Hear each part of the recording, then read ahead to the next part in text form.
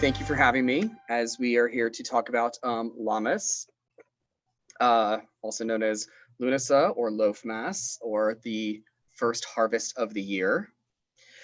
So yes, we usually celebrate this Sabbath on August 1st or sometimes 2nd.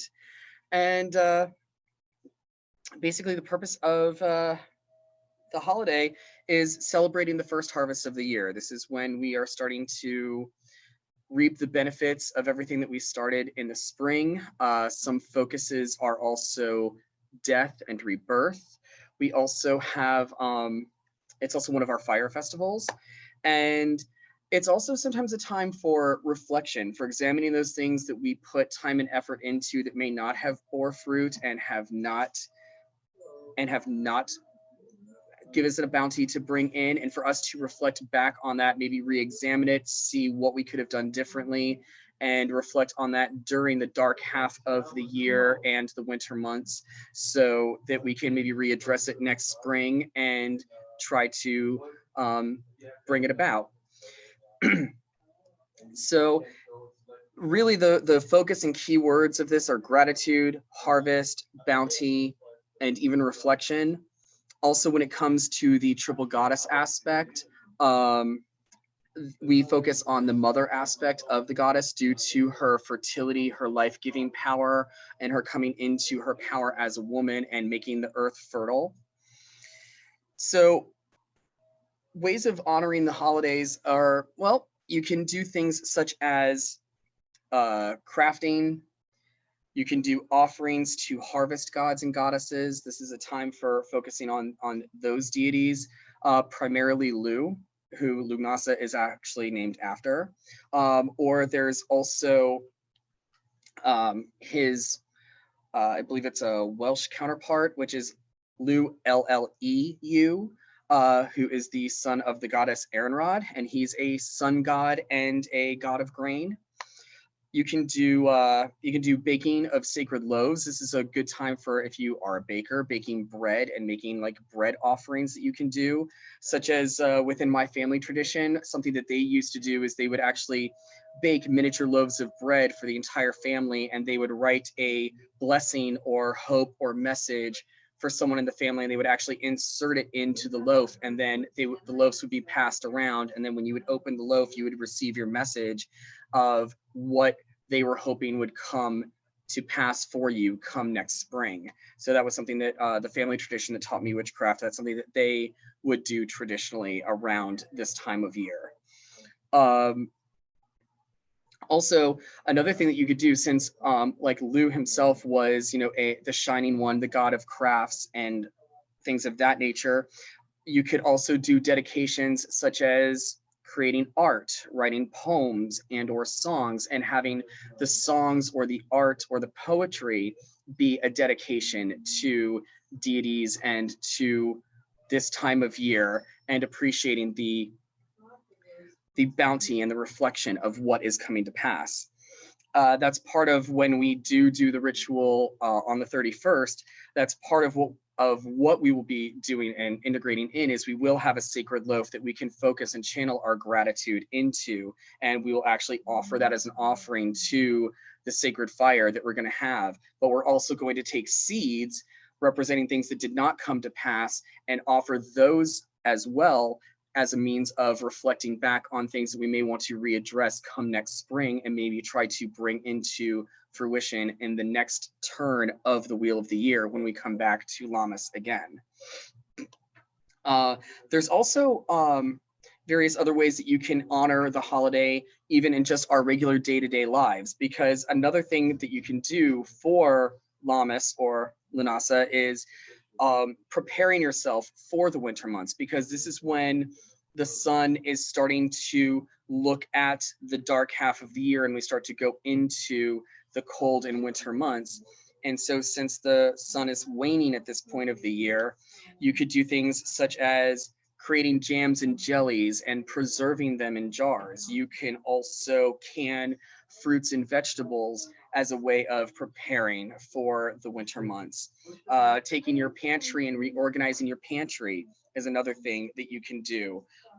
Making, if you seem to have an overabundance of food yourself, you can also donate things to food banks and charities to help to give to those who are less fortunate or do not have as much when it comes to this time of year. You could also host like a dinner or a potluck and just have a simple dinner party, or have everyone bring a dish that they share with everyone else, and as a way of just regularly sharing bounty and abundance and good fortune with, you know, everyone who is around and in attendance. So when it comes to like what deities we may want to work with at this time of year, like we said, we talked about Lu, the shining one, who, you know, whose mother sacrifice actually made the fields able to be tilled and abundance to grow for the bounty to come. There's also the story of Caradwyn and Taliesin. And if I'm pronouncing any of these Celtic names wrong, please forgive me. You can correct me later and I will accept it with gratitude.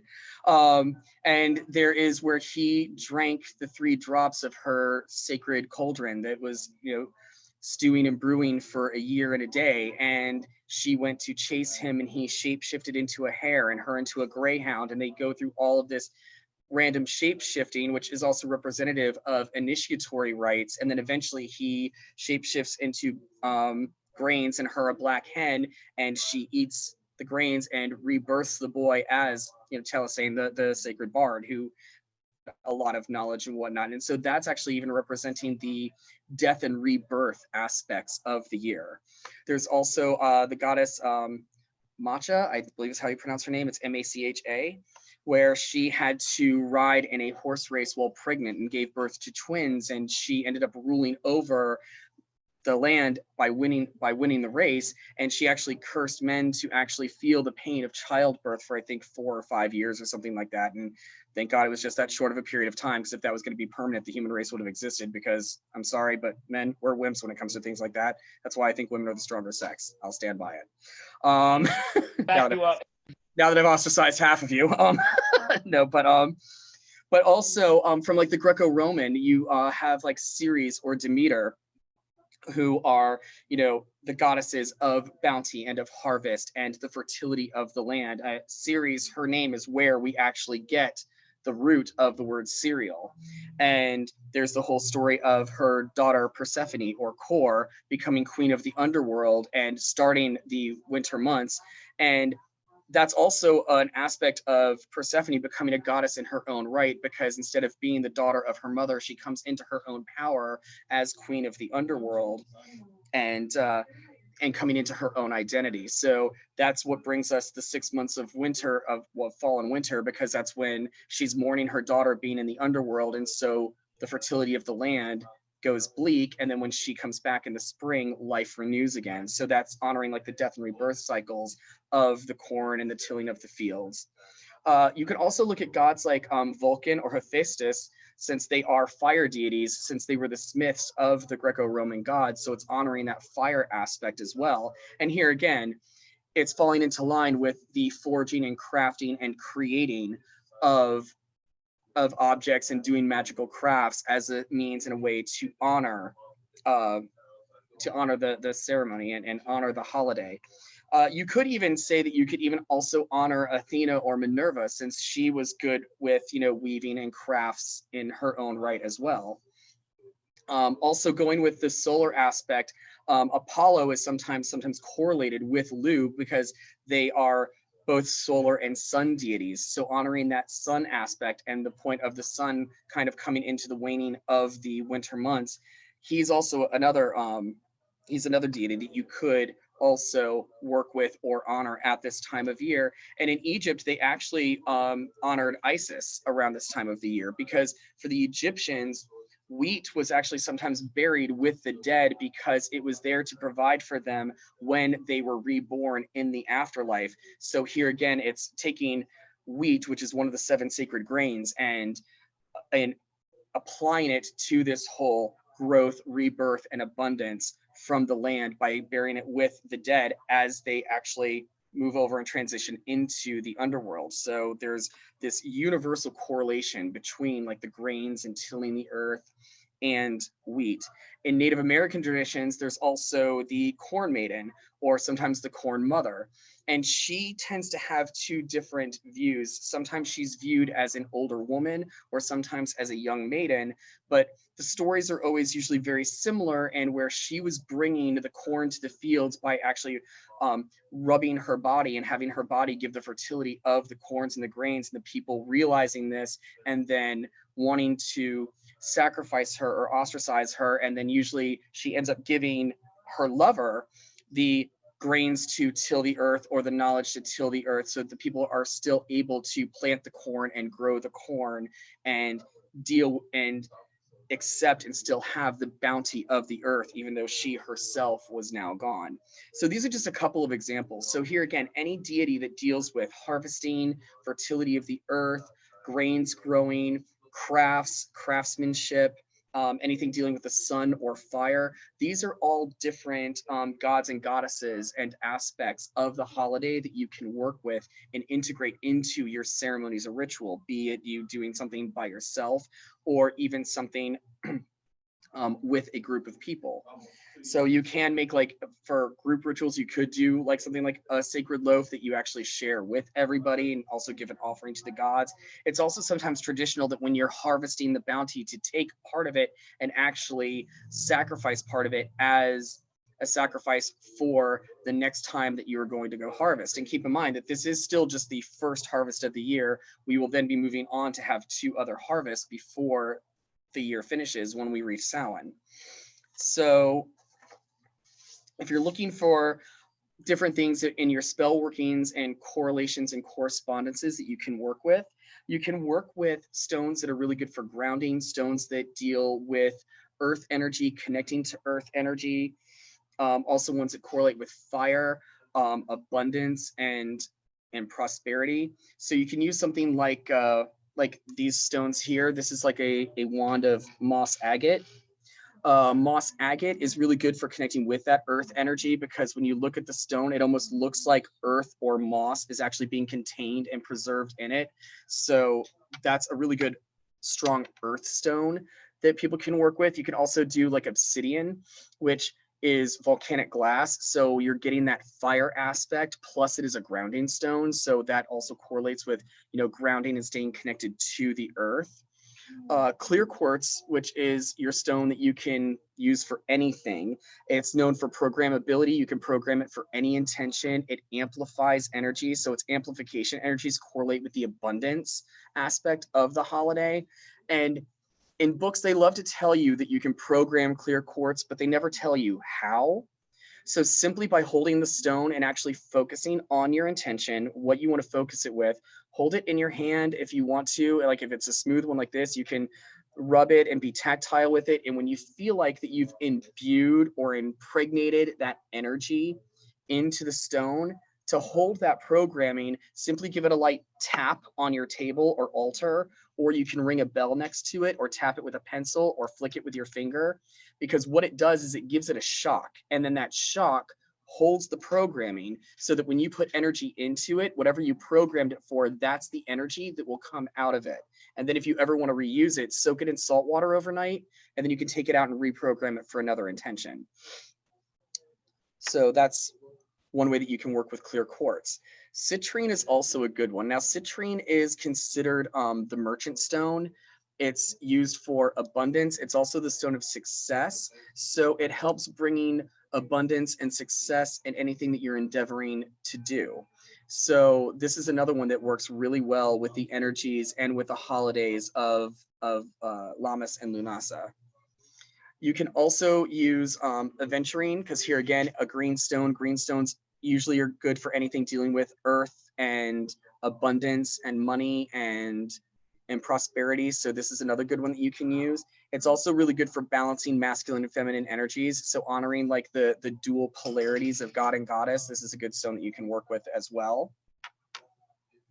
You can also work with marble. Lodestones are great too, because lodestones are magnetized. So they have that energy of drawing in and bringing in as we're reaping the benefits of the holiday, of what we've planted and of what we've done.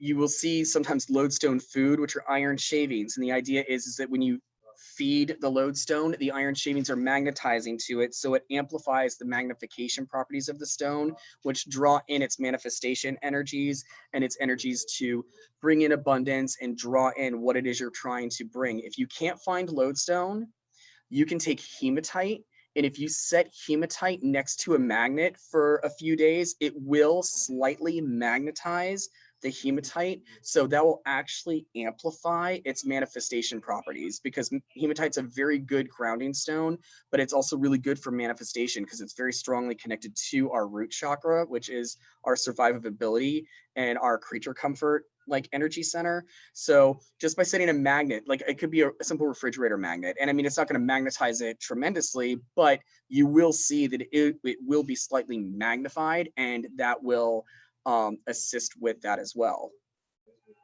So you can also go with stones like sunstone, which here again is great for connecting to gods like Apollo or Lu or any solar or sun deity. So this is honoring like the sun aspect and the fact that we're honoring where the sun is hottest and is getting ready to start waning for the dark half of the year. And then you can also do stones like fire agate, which I kind of like because they tend to look like little dragon eggs to me. So I always associate fire agates with dragon eggs. So this is good. Again, good protection stone, but also good for connecting with the energies of the element of fire, which is good for this time of year being a fire stone. And also tiger eye. Tiger eye here again, good for grounding, courage, stability. And this is what we're trying to do. We're trying to get ready to stabilize ourselves and prepare ourselves as we're heading into the cold and winter months.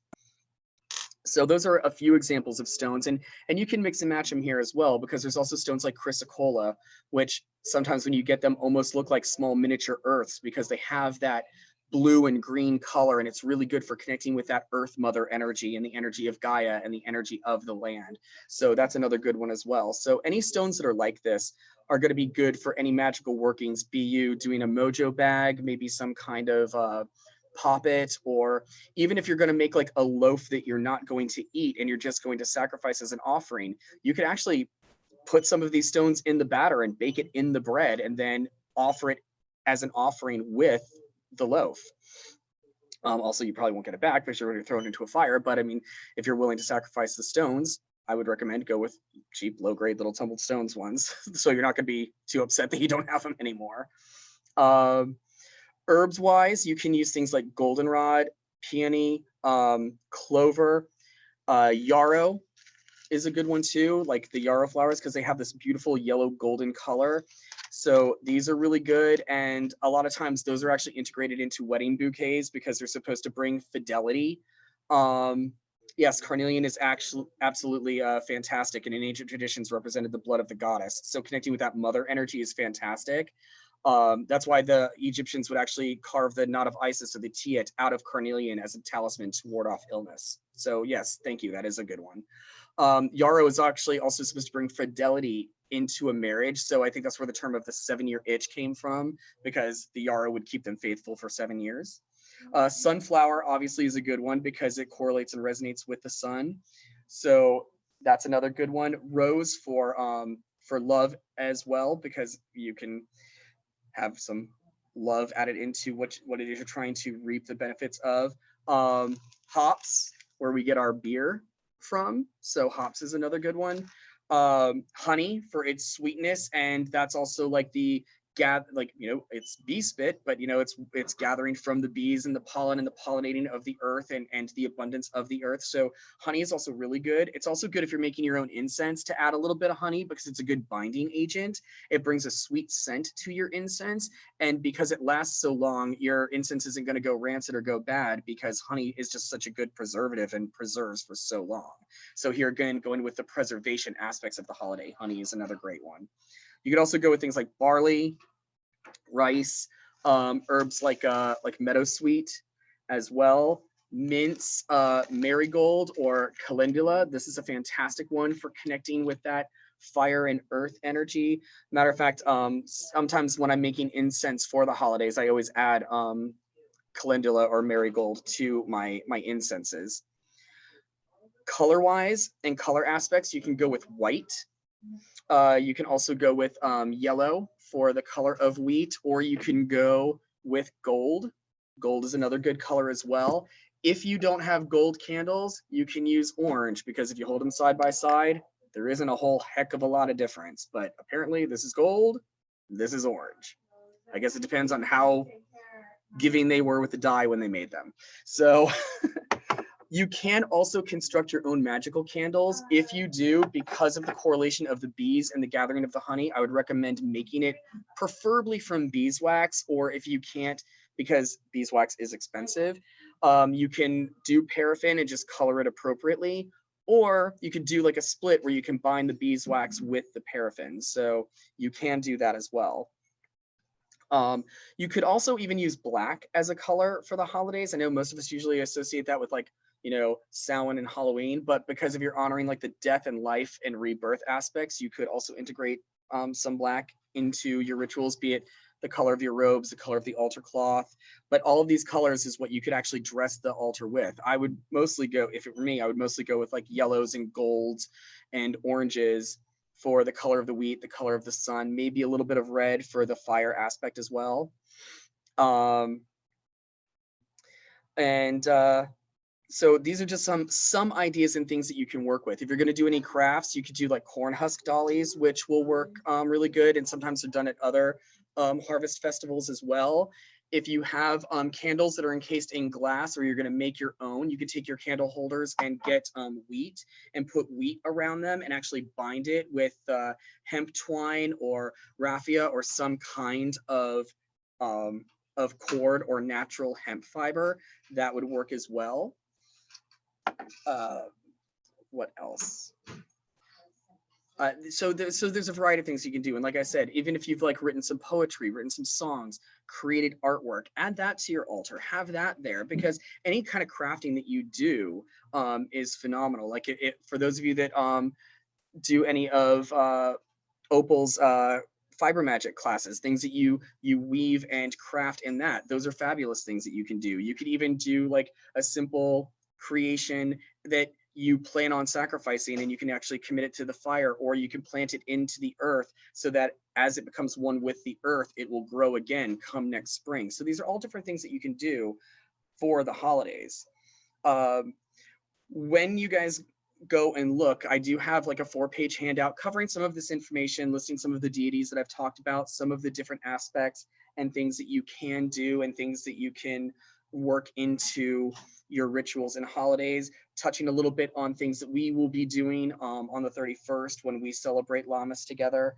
And I've also given a simple recipe for a simple cornbread that you can actually make yourself, and which is very simple, and it's corn based with cornmeal. You can use yellow, white, or blue cornmeal, your choice. I would probably tend to go more towards the yellow or the white just because of the holiday. And if you wanted to, if it's one you're not planning on eating, you can take some of the different herbs that we've talked about, and once you pour the batter into your loaf, sprinkle that onto the top, or you even mix it in with the batter. And if you have intentions of things that you are grateful for, you can write out what you're grateful for and actually burn that and mix that in with the batter, and then you can actually bake the bread and then leave the bread out as an offering.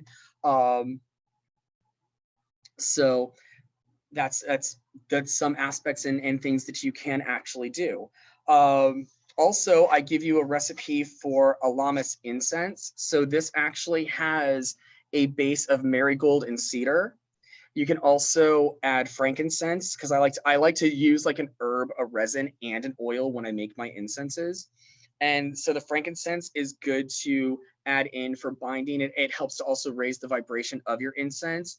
And then you also add in some rose and some yarrow. And then for the oils, you can use heather oil and or apple blossom. And like I said, optional wise, you can add a little bit of honey and use that as a binding agent.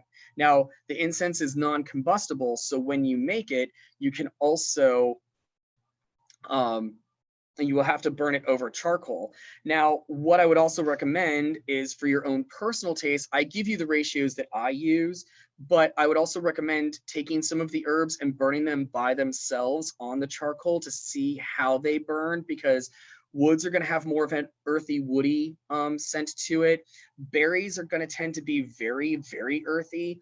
and sometimes they're just gonna have a very strong earthy scent to them, and almost bitter. Your oils are gonna bring some sweetness to it. So see how they burn when you put them onto the charcoal. And then if you're like, okay, well, I kind of like these combinations, but I want it to have more of like a woodsy scent, then add more wood. If you want it to have more of a sweet scent, then I would recommend adding a little bit more of the resins or the oils. That way you can kind of play around with the ratios. Also, you have the option of grinding the incense into a fine powder, but keep in mind that if it's a very dry powder, it's going to produce a lot of smoke and burn quickly, where if it's not as powdery and it's a little bit more wet, it'll have a longer, steadier burn. And you can also play around with the dynamics. Like you can have some that are ground really fine and some that are more chunky. And then you'll find that as the incense burns during your ritual, the scent will shift and change as you go. And it's kind of interesting when that happens, because you'll see that the scent will change at just the right time when you're in your ceremony and ritual. So here again, play around with the consistencies of your ingredients and the ratios of wet to dry ingredients, and also with your gums and resins as well, and have some fun with it. So I also give you a Lunasa oil. So if you didn't want to use just the heather oil or the apple blossom oil that I give you in the incense recipe, you can actually make the oil and just use the oil in the incense as well. Mix together your dry ingredients, and then add this blend into it to kind of make it your own as well. And for the Lunasa oil, it's literally 3 parts heather, 2 parts sunflower, 2 parts cedar, 1 part rose, and 1 part apple blossom. Because here again, we're also focusing on the fruits of our labor, and the fruits and the apples and other fruits that are growing off of the trees, berries. These are all things that are very, very correspondence with the holiday itself. So really what we're focusing on is our gratitude for the hard work that we've put through, getting ourselves ready for the winter months, acknowledging the cycles of life, death, and rebirth, and also kind of like channeling our own creative side and exploring our creativity in whatever form that might be. It doesn't have to just be artwork. It can be making something, building something, or even some inner work that you're doing yourself. So these are all different things that we can take and that we can integrate into this holiday as we're preparing to move into the dark half of the year, and things that we will actually be exploring and honoring and doing when we get together on the 31st for the Lammas ritual.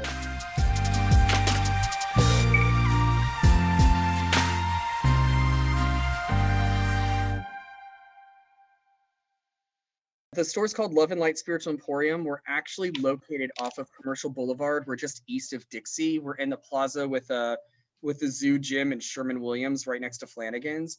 And our hours are 10 to 8, Monday through Saturday, and Sunday we're noon to 6.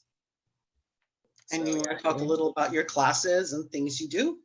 Sure. We do a variety of classes and workshops. We do a cleansing ceremony every month on the night of the new moon. Alba does a fiber magic class the 3rd Sunday of every month. We do a women's talking stick once a month. We do Akashic sound healings, where one of my spiritual consultants actually takes everyone into their Akashic records and does a sound healing. I've got a gentleman that does a sound healing meditation on the 1st, 3rd, and 5th Sundays of every month. We also do private healing treatments. We have we have psychic readings, which are mediumship, astrology, tarot, oracle cards, and Akashic records. We also host some of the local vendors from the Wild Magic Collective. We've hosted them to come and vend their products here as well. We do, we're getting ready to, in the next couple months, we're going to start doing full moon rituals too. So if anyone would like to take part in a full moon ritual, they can. It's Love and Light Spiritual Emporium. What else are we doing? We're going to start our Reiki circle back up on Saturday mornings in August. So if you want to receive free healing, we do that. And we also have a gentleman who just now started doing mediumship development classes on the 2nd and 4th Monday of every month. So if you want to develop if you're already a medium and you want to fine tune your skills, he's doing classes for that as well. So, we have a calendar of events listing everything on our website, and you can also follow us on Facebook and on Instagram.